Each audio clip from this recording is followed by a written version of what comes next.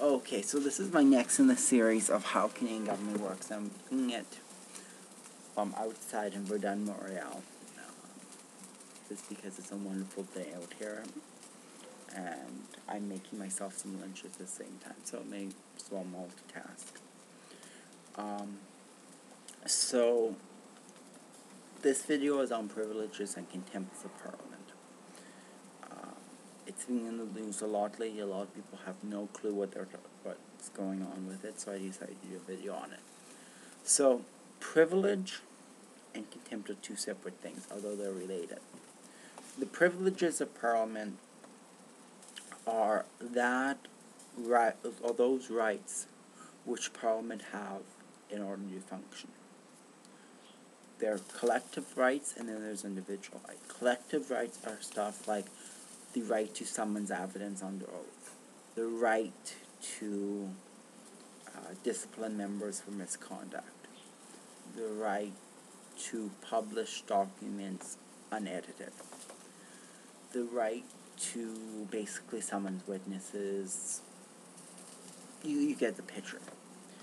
Then you have individual rights. Members have the right to attend the sessions of Parliament no matter what. Members have the right to be free from arrest on civil matters when attending sessions of Parliament. Have the right to freedom of speech once they're in Parliament, no matter what. They have the right to be exempt from jury duty, exempt from witnesses without the permission of the Speaker. The courts can't search the courts can issue a search warrant for a parliamentary office without the permission of the Speaker. There's stuff like that. There's general rights the Parliament has in order to make sure it functions independently and effectively. So these two things, this thing called privilege is one of two. The second part of it is contempt. When those rights are broken, it's a breach of privilege. It's also a contempt of the House. Contempt is just simply anything that stands in the way of the House from functioning. So something like refusing to produce documents which the House summons, that's contempt. Lying to Parliament is contempt. Even if you're not on oath, it's still contempt. Ask Robert George about that one. And Parliament has the right to punish contempt. That is an absolute right of Parliament, and it's an undoubted right of Parliament. Punishments can vary.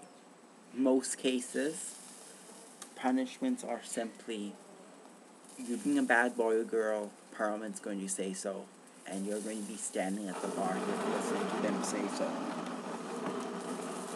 Another thing the Parliament can do is it has the right to jail people. Parliament has the right to jail people to get them to comply.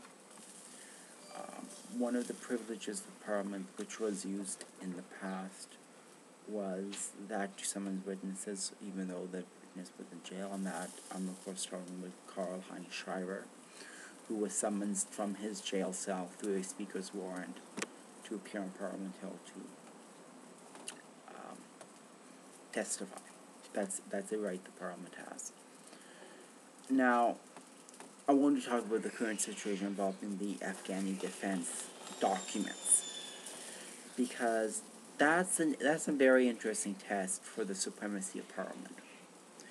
You remember from my other video, Parliament is said to be supreme. It is the only body which can adjudicate its own actions.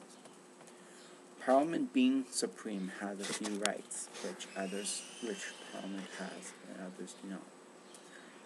One of them is to summon government documents unedited.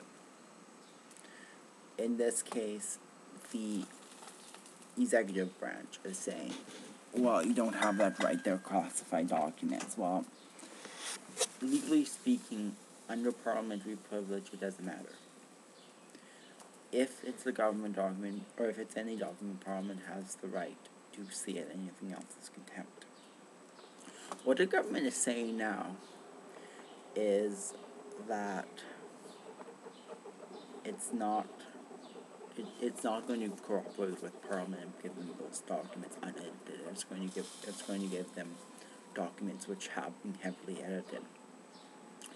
The problem is with that is it fosters a misunderstanding of the role of Parliament. Parliament has the right to get those documents. Now, Parliament has a few options of how to proceed from here. The case that a lot of people are making is that it's in contempt, so we should punish it as a contempt and go from there. Speaker have yet to rule whether it's in prima facie contempt or not, which means at first sight it's in contempt. If the Speaker does rule it's in prima facie contempt, the Parliament then has a few options. The option that's most commonly talked about is the option to have the documents summoned by the Sergeant at Arms to seize the documents. The other option that's talked about is the option to jail members of Parliament, basically, for contempt. That jailing has its limits and can only last as long as Parliament sitting. If Parliament grows, the jailing is over, which would be an interesting case unto itself, considering how often we Parliament in the last little while.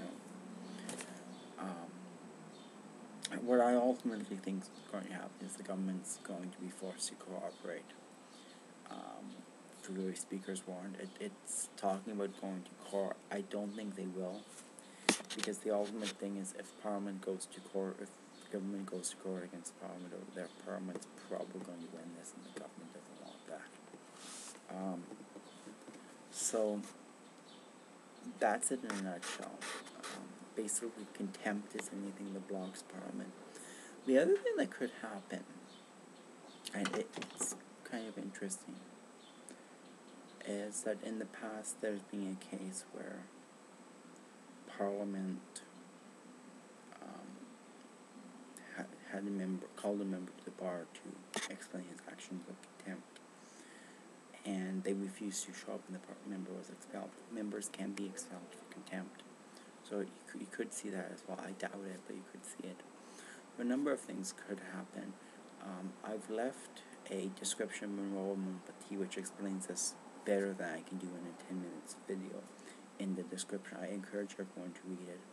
I encourage everyone to keep the comments coming. I do read all of them, and I definitely will make videos if you suggest one. That's it for now, and have a wonderful day. Enjoy spring. I definitely am.